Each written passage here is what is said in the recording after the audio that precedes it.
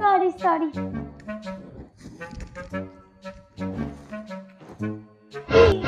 আমি তো ভেবেছিলাম মোটা টাকা থাকবে, একটু বিড়ির প্যাকেট।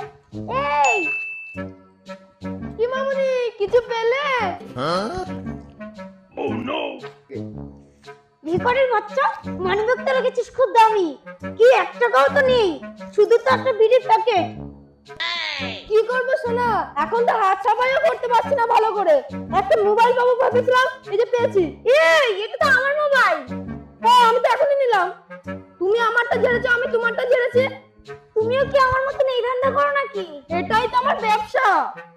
ও তাহলে চোরে চোরে মাস্ত তো ভাই। তো তোমার দিনকাল কিরকম বলো? একদম খারাপ যাচ্ছে গো।